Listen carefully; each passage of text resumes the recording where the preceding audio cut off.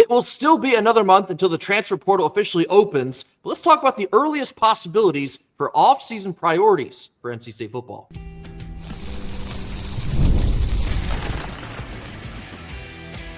You are Locked On Wolfpack, your daily podcast on the NC State Wolfpack, part of the Locked On Podcast Network, your team every day. What's up, Wolfpack Nation? It's time to get locked in with Locked On. Thanks for making Locked On Wolfpack your first listen each and every day. We are free and available wherever you get your podcasts and on YouTube, part of the Locked On Podcast Network, the #1 sports podcast network, your team every day. Our Tuesday show is brought to you by Gametime. Download the Gametime app, create an account, and use code LOCKEDONCollege for $20 off your first purchase. As always, terms apply. Happy Tuesday to all. As always, I'm Grayson Boone, joined by former Wolfpack defensive tackle Kenton Gibbs.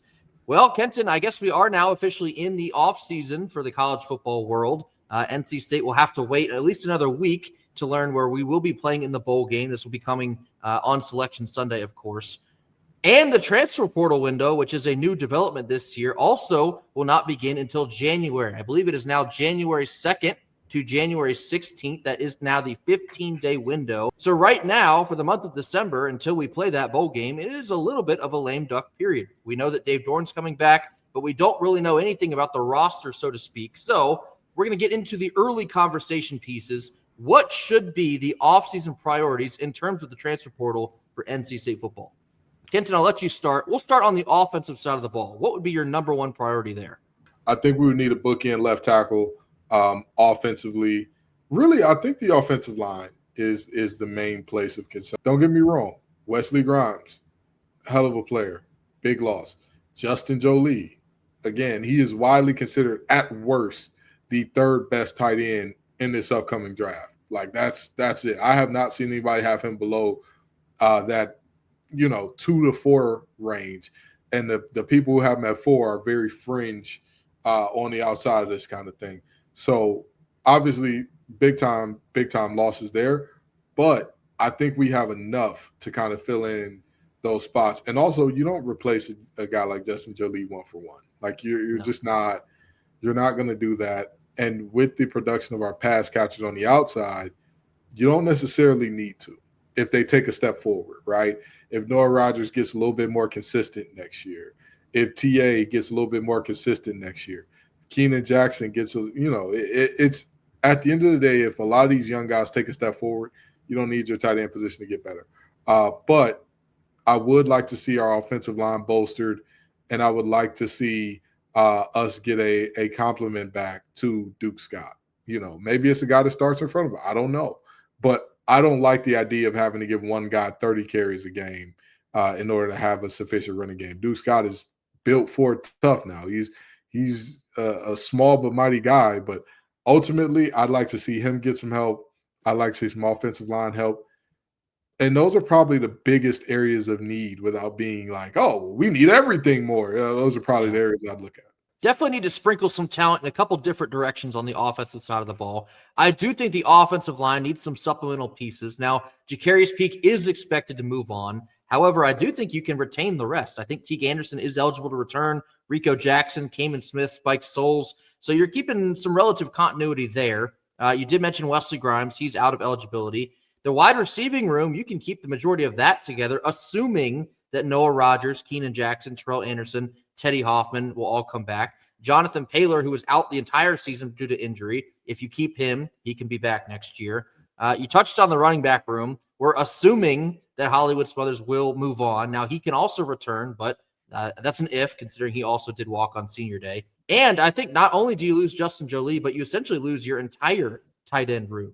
Cody Hardy is out of eligibility. I think Dante Daniels is also out of eligibility. Now, depending on who your pass catchers are next year, you can kind of, piecemeal that together. The 3 main tight ends that we use this season are all moving on. So there's some playing time available there. And then you have the conversation piece of CJ Bailey. Now, he's just a sophomore. That is going to be the #1 thing to keep an eye on. I'd have to assume, transfer portal wise or not. Can NC State will retain them? How far will they go to potentially retain them? So, Kenton, I want to kind of angle this towards CJ alone. What's the emphasis going to be on retaining CJ at quarterback? it's beneficial for all parties for this thing to stay together. Like, this is not a situation where I think like, oh, CJ absolutely needs the Wolfpack. He can't go anywhere else. If CJ goes anywhere else, he'll be their QB3 everywhere. No. But there's also in a situation where I'm like, hey, whatever he desires, if he's asking for $4 million plus, you pay it out. Let me explain why. No, but this is why I said you don't do that. Oh, okay, I said you don't do that. I was about to say. And this is why I'm saying that. This is why I'm saying that. At the end of the day, just the same way I said CJ does not need NC State, let's take a second and just to have a little bit of objective here. If CJ were to leave, right, and I like CJ, you like CJ, we have talked about the fact that when CJ is playing at his highest clip, there are not 15 guys in the country that can do what he can do. From a pure arm talent standpoint, not 15 guys. He showed off his legs last game. We knew that was there, but the country may not have known that was there. We know how good he is. We've also seen moments where we're like, there are not 15 other guys that make that play. Yeah. Right? So, with that being said, where does CJ go where he's guaranteed QB1 and it's a higher status than here where he knows like, hey, I can go there, I can be QB1, and I'm going to make more money, and this place is so good, I'm willing to potentially tank a season because we've seen it happen time and time again. Statistically speaking, first-year transfer quarterbacks, they never perform as well. It takes till year 2 when they're fully ingratiated in the system, when they fully understand their receiving core and all that to get going. So where else are you going to go? And again, demand that $4 million. Demand that however many, like that's the part for me where I'm like, both sides need each other in this thing. And so I think that you obviously put an emphasis on retaining CJ, but this ain't blank check territory. Like if Hollywood said he's coming back regardless, hey now, you may want to just name the number, Mr. Smothers, and we'll work out the rest. But like with CJ is like, again, he's good. He is good. This is not me saying that he's less valuable or less good of a player, but it's just the reality that ultimately CJ leaving would hurt NC State, but it would hurt everybody. This ain't like it hurts NC State and CJ just goes on, Rudy-doo-doo, everything is brighter over there, So I would say obviously retaining CJ is a point of emphasis, but it's not the only thing that you need. Yeah, I agree with you. I don't think NC State should put themselves in a tough spot to try and retain him, but at the same time, I think it's within CJ's best interest, as objectively as I can say this, I think he needs to stay put. Because of everything Kenton just laid out, he's taken massive risks on a couple different levels. If he is to shop himself elsewhere, try and get himself in a better system and click right away in just 1 year's time, that continuity is something we talked about a lot coming into this season with Kurt Roper. Assuming that he will be the offensive coordinator again, going into year 3 of the two of them together, that can provide some benefit. Now, is there a lot that CJ needs to work on? Yes, absolutely. He's better at reading the entire field, better at some of the decision-making, better at making all of the throws, better at the confidence at some points in the game. But those flashes that he gives you from time to time, like the Georgia Tech game or the UNC game or earlier in the season against UVA and against Wake Forest, he can do everything you need him to do. It's just sometimes he's a little bit less refined than we need him to be. Maybe another year at NC State, another year with Kurt Roper, another year with relatively, again, the same wide receiving room, he can continue to take more steps forward. So I think it's going to be within his best interest to stay here. And again, I'm not saying that as a biased take, not saying that the world's going to end if he's not here or is here, whatever. I think it's within NC State's and CJ's best interest to keep him here within reason. That being said, I don't think NC State should break the bank or put themselves in a tough spot to try and retain him, because I think you can get good quarterback play and then also focus some funds on the defense, which, turns our conversation this way. Defensively, Kenton, what do you think the emphasis should be there? In the words of G Herbo, everything. No, but seriously. Just about, yes. Well, very seriously, you need help in the linebacking core. That will probably be your biggest place of need. With Harsh and Sloan are both gone, right? Correct. I mean, do I even need to say it, right? Like that edge rusher is definitely a position. And I will say this. I think what I saw from Shirley and Price, both of them are coming back next year, or are they going as well? Price is gone. I believe Shirley can come back. Okay. You need some help in there too. Shirley can only play so many snaps a game. You don't want to leave your big fellas out there for forever and a day. I'd say you need some help up front. You need some help up front. You need some help with your linebacking core as well, because I'm tired of being in a situation where it's like, hey, if one guy gets hurt, that's it. Because guess what? It's football. One guy's always going to get hurt. That's just the nature of the beast there. And, I mean, again, I hate to be that guy that's like, we need help everywhere, but was the defensive back play to a level for a majority of the year that you're like, I'm comfortable running all this back? Is Devin Marshall coming back next year? Nope. Yeah. Go ahead, get us some help there too. Yeah. If you had to if you made me rank them, this is the thing. Our defense is losing so much from a squad that was not great to begin with this year. It's not even like a 1-2-3 thing. It's more of a 1A, 1B, 1C thing, because anywhere where you can land an impact player, anywhere that you can land a game changer, do you think that there's – and I'll ask you this, Grayson. Do you think there's a single player on this defense that is coming back that you're like, even if you could land one of the top 2 to 3 guys in the portal at this position, I wouldn't want him here. I want what we got at any position on defense? With all due respect, I think anyone on the defense this year is replaceable. We had some play a lot better than others. We had some play a lot better as the season went on as well. But if you can get a top-level guy out of the portal at that position in particular, I think you take that shot. Yeah, and that's what I'm saying. There's nowhere on this defense where I would say, hey, your spot's safe. You are guaranteed. I don't care who calls us out of the portal. I don't care who says, hey, NC State was a school I always wanted to be at. There's no way. No, not at all.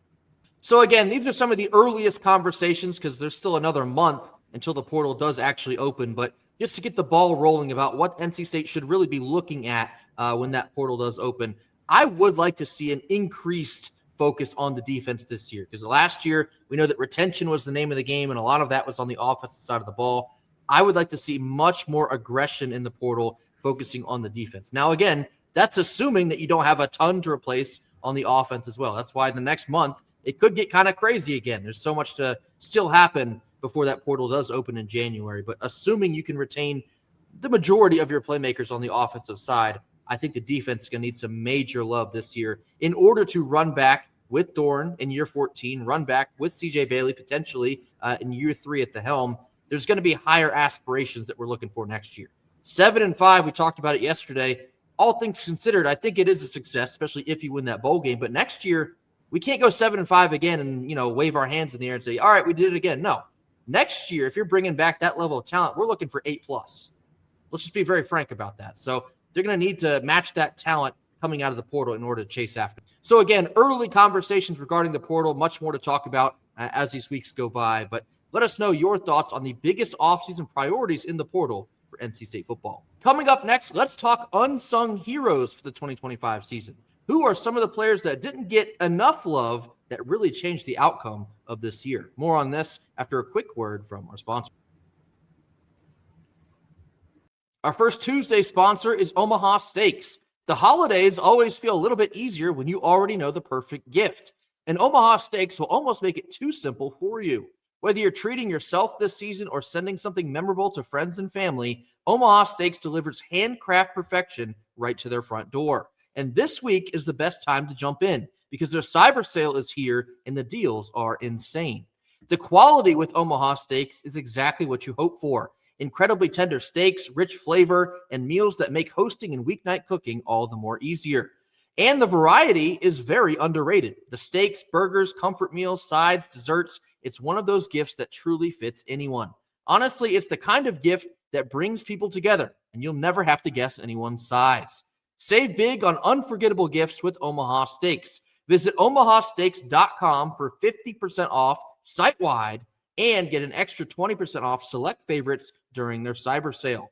And also, for an additional $35 off, use promo code COLLEGE at checkout. That's omahasteaks.com using promo code COLLEGE, COLLEGE. Terms apply and see site for details. Middle portion of our Tuesday show, we talked about offseason priorities. We talked about, well, over the course of the season, who showed up when it mattered the most. Let's talk about unsung heroes for this 2025 team. These are the players that really showed up, didn't always get a ton of love in doing so, but more often than not provided a massive impact in winning 7 ball games. So, Kenton, you want to do one offense and one defense, or should we just label it just one? You know, we could do one offense, one defense. Okay. We could All right. do one offense, one defense. Let's start on the defensive side of the ball because we seemingly always start offense. Kenton, I'll let you go first. Your defensive unsung hero for the 2025 season. You know, it's crazy to say this, and I know that, you know, many people are going to look up and say, wait, what? How does that make sense?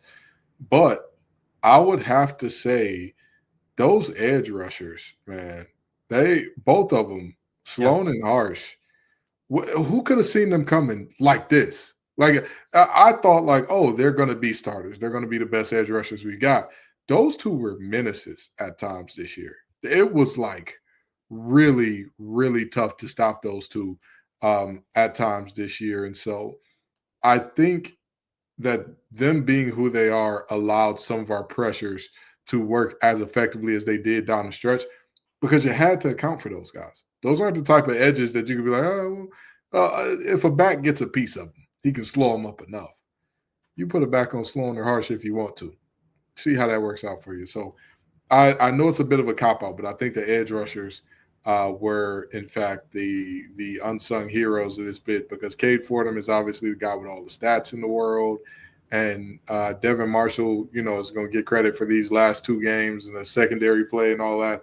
But those edge rushers consistent all year, getting it done. It's kind of crazy because Caden Fordham was the target of a lot of criticism very early in the year. There were some games where he didn't have his best performance and a lot of struggles, especially in those Duke and Virginia Tech games. But these last 3 to 4 games for Caden Fordham, he's played out of his mind. Some of the numbers he's put up, the performances, the impact on the defensive side of the ball, I think he can maybe have a little bit of a leverage vote. It's hard to give him an unsung hero because he wears the number 1 jersey, so I won't go there. But my singular answer, it was Kean Sloan. I think when you watch the tape on this guy, he's a one-man wrecking crew. And he might not have always gotten the sack or always getting the QB hurry, but he was virtually always back there in that backfield. If you throw on the tape for him, watch how he will rip through an offensive line in a very short amount of time. That will alter the course of a play, whether it's early in the game, late in the game, quarterback completes the pass or throws a pick. He's back there making a difference at virtually each and every play. And then, of course, not to mention the game-winning interception against Virginia, which maybe serves to be our best win of the season, seeing that they're in the ACC championship. He was an impact difference maker on the defensive side of the ball. I have Kean Sloan as my unsung hero. Now, offensive side of the ball, where are we looking here? Well, it's tough because there are so many guys who are marquee guys whose name was all over the place and whatnot. But I'm going to go to the room that was one of the most effective in the country, and I'm going to say Cody Hardy was the unsung hero of the offense because Justin Jolie gets a lot of love, and rightfully so. Rightfully so. Phenomenal young man, phenomenal player. The young man, he wore 7 this year, and it's felt like every time you throw in the ball, you're going to get 7 sooner or later out of the deal. But without Cody Hardy being able to be effective in relief, without Devin Daniels being able to be effective in relief of Justin Jolie, we wear him down a lot sooner. We end up in a situation where he's unavailable a lot more than what we actually saw. And in his absence, the tight ends still perform well. They still perform well. So I'm going to have to say Cody Hardy is my unsung hero of the offense. There's a couple different really good answers I think you could go with on the offense. I think Cody Hardy's a great answer. I think Duke Scott would be potentially a really good answer. His game against Georgia Tech, nearly 200 rushing yards in a game where Hollywood Smothers was unavailable due to injury. That's insane in itself. I think I have to go with Will Wilson. As a true freshman quarterback who's not your backup but your third-string quarterback, getting thrown into pressure cooker situations like a 3rd and 1 or a 4th and 2, and converting time after time after time again, finishing the season with 9 rushing touchdowns. The exclamation point was very clearly the 4 that he had on the Dirty Foot Club. I think I have to go with Will Wilson. And there's something to be said also about not just using him, but him converting so often. The confidence that you see, not in just Will Wilson, not in just the offensive players in the field, but especially for Coach Doeren and Coach Roper and the staff, knowing that they can rely on this particular player to go in and convert in a pinch whenever they need him. Yep. Because one of the biggest criticisms we've given of Doeren over the course of 13 years now is he gets conservative. He crawls in his turtle shell. He tries to protect the lead. He doesn't ever get aggressive and try and win the game. He tries not to lose. But when you have a player like Will Wilson and you roll him out there and the whole stadium, they know what's coming and they still can't stop it, that can change like the entire mental capacity of the way that your coach attacks a football game. So I think Will Wilson, in more ways than one, he really moved this football team, even though he wasn't the starter. He's not a running back. But it's such a niche position, the Wildcat quarterback coming in and moving the chains or getting into the end zone. Will Wilson is my offensive unsung hero of the year. I think calling a young man that leads the team in rushing touchdowns our unsung hero of the year. It's a different scenario here. Well, of course, but he's very sung. People sing his praises, but I was singing. I do get you. He is, a third string quarterback. You know what I mean? That is, he showed up. And like we talked about before, the selflessness to say, I'm a quarterback. I'm not going to throw the ball much this year. I'm fine with that. I'm not going to throw the ball a ton this year. And I am perfectly okay with doing that. That's a big deal there. So, Will Wilson, we couldn't have expected him to have this type of impact on the year. Yeah. If somebody would have told me Will Wilson's going to lead this team in rushing touchdowns, I would have said, oh, my God, we are in for a very rough time. What happened to Hollywood? I would have said, what the hell happened? What happened to Duke? Is everybody okay? For Christ's sake, is Isaiah Jones still there? How did this happen? And yet, he just came up and did very special things this year, especially against those 30-foot clubbers. So, ultimately, you've got to give the young man all the respect. I get where you're coming from. I may not agree, but I see where you're coming from.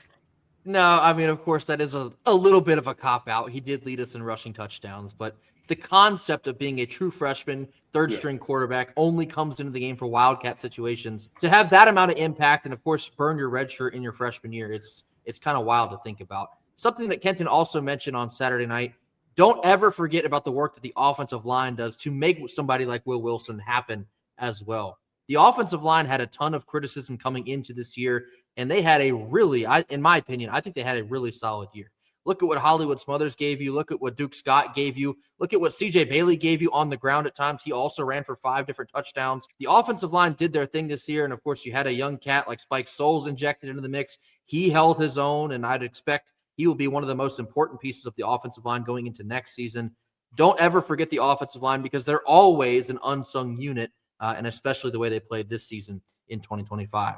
Coming up next, another gripe about timelines for college football. They fixed the transfer portal timeline, but all these coaching changes happening right now is a real thorn in my side. I want to get Kenton's thoughts after a quick word from our sponsors.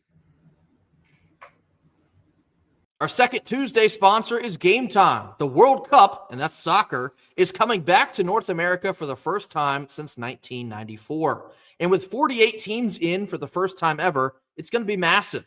But let's be honest, sometimes getting tickets to an event of this magnitude is usually the hardest part. That's why the Gametime app is clutch, finally giving fans a real advantage when it comes to snagging seats. With Gametime, you can track price drops in real time and get alerts when great seats open. You can buy tickets the moment they hit the app, putting the power back in your hands. This makes going to the World Cup realistic instead of impossible. You can pull up the app and the layout will make it super simple to scroll through all the matchups and compare all of the seat views. Pick a game, tap a section, and you'll have your tickets locked in within minutes. No confusion, no hunting for fine print, and the prices will include the fees up front so there's 0 last-second surprises at checkout. Take the guesswork out of buying World Cup tickets, every match, every concert, every event with Gametime. Download the Gametime app, create an account, and use code LOCKEDONCollege for $20 off your first purchase. Terms apply. And again, download the app, make an account, and use code LOCKEDONCollege for $20 off. That's LOCKEDONCOLLEGE, Locked On College. Swipe, tap, ticket, go. Download Gametime today. Last couple minutes of our Tuesday show. I just had to get this off my chest because it is really burning a hole in my pocket. I have a take that I think the timing of these college football carousel moments is simply ridiculous. But, I'll start here with Lane Kiffin. We've seen how messy all of that was over the course of the weekend with LSU taking him from Ole Miss. Ole Miss is keeping his rack of clothes in the street just for anyone to come and grab. It's a total nightmare. But my thing is this, Kenton. Do you think the NCAA should step in and adjust the timeline for how you make these coaching changes? Because Ole Miss, they just won 11 games. They're 11-1. They're going to be in the college football playoff. And essentially, they just had their staff blow up in their face. So you're looking at the best season you've maybe ever had, and you don't even get to play it out organically. You don't even get to play in the postseason and have it matter.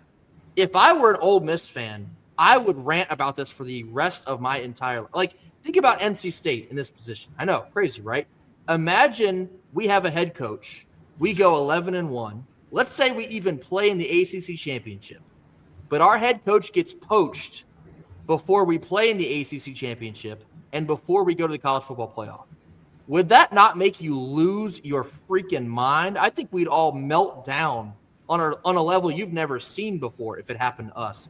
I don't love when this is happening for these teams in contention. You also look at Tulane, North Texas. They're going to play for a championship. Is their coach going to be there? I think there's agreements in place to let them do so. But the distractions for me, it's so much. Well, what's the fix, right? If you push the dates later, okay, great. But it's going to be like the NFL where guys are still interviewing during the playoffs. Yeah. Trust me, Lions fan here, Ben Johnson was clearly interviewing with everybody and their mama during the playoffs, which, may have led to him going empty on 4th and 1 against a team that's giving up 7 yards of rush with Jahmyr Gibbs. Never mind. We don't have to get into all that. But the reality is this was bound to happen either way. Yeah. And I think the biggest thing about it that kind of made this Lane Kiffin situation a mess was the dishonesty of it all. Was kind of the, playing the cards close to the chest instead of just saying, I'm leaving Baton Rouge. The reports of all three offers being virtually identical came out weeks ago. You knew weeks ago what you were going to do. You didn't. When every other one of Jimmy Sexton's clients or the CAA boys were getting their re-ups done and yours was the only one, they were taking a roll call hey, Rhett Lashley here. Hey, Matt Rule here. Hey, everybody else who's going to be standing at their job present. And then they call Lane Kiffin. Lane, what? Hey, what the hell, Lane? Anybody heard from Lane? And all of a sudden, the people started to kind of put as my good friend Grayson Boone would say, read the tea leaves, and it was clear what was going on there. So. I do think that moving the date later would help, but ultimately I don't think it prevents a situation like this because if guys are going to do this and, of course, the ultimate cop-out of, oh, yeah, God told me to do it, because you can never argue with somebody's God, right? You can't do it. You cannot, regardless of what religion they are. That's kind of like oh, well, you got it, but I do find it odd that God never tells people to go to smaller teams. He never says, hey, you've got to make this. Go rebuild a program, young man. Yeah. I think it's interesting. They never said that not one time in history. But I digress. In all seriousness, I guess I'm not against moving the dates. I just don't see how moving the dates would prevent something like this. I understand that this is kind of just me screaming into the abyss because there's really nothing you can do to prevent it, like Kent is saying. Even if it's not being reported on, there's still behind-the-scenes meetings and conversations and reaching out and kicking the tires. That will never go away. But I just feel for the teams that have the best season they've ever had, and then it blows up before you even get the benefit of having the best season you've ever had. That I would crash out on a level that you've never seen before. If my team was right on the verge of, keep in mind, competing for a national championship, and you get that ripped away from you. Like, in a roundabout way, it almost gives me like the same feeling as our baseball team in Omaha back in 2021. Mm-hmm. You don't even get a chance to play it out with your full team and see how it would actually end organically. Like, that really just, it burns me up. And I know, like, the G5 level, it's a different story. Like, I know those guys got to move up. They got to start building their programs at Oklahoma State or Arkansas, whatever it is. I understand you got to get boots on the ground and build a staff and start recruiting. And it's very, you got to be on that. So I get there's really no actual fix to this. But I saw Rick Pitino, actually. Shout out Rick Pitino. I guess I can't believe I just said that. But Rick Pitino, the head coach of St. John's basketball, basically said what I just said. How is it that these guys are just up and leaving like right now? He's like, what if I took my team to March Madness and I was a 1 seed, but I duck out right before the tournament starts to go coach somebody else? Like, is that not just complete unmitigated chaos? Like, how did we get to this point? Yeah, I don't know. I hate it. I hate it. I feel awful.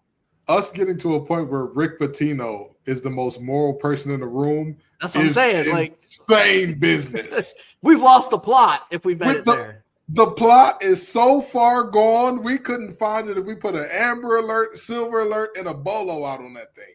Oh, my Lord. What? Here's the perfect situation, because this is kind of a hot button topic for NC State fans. Let's say like 2 to 3 years down the line. Let's say Will Wade. I'm going there. I'm going there. Because listen, this paints the picture for how Ole Miss fans currently feel. Let's say Will Wade has us as a 1 seed, and right before March Madness begins, he gets poached by, let's say, Clemson. Clemson takes him away from us, an in-conference rival. Do you know the level of madness that would take place in Raleigh, North Carolina, if that were the case? So, like, that's what I'm saying here. Put yourself in the shoes of an Ole Miss fan or a Tulane fan or a North Texas fan or something similar to that. The crash outs would be phenomenal. We'd have to rename it. We'd have to rename it Sheridan Avenue at that point. We'd have to rename it, Doeren Avenue, but because you can't just keep Wade Avenue going like that. You can't do it. No. So I say all that to say, and I know this is kind of a moot point, but I think you've got to find a way to figure out some kind of timeline shift that you can't have a playoff team have their entire offensive staff blown up before the college football playoff even begins. Because like Denton said the other day, that kind of then brings up the whole idea of like, well, Florida State wasn't the same team without their quarterback. How is Ole Miss the same team without their head coach and their entire offensive staff?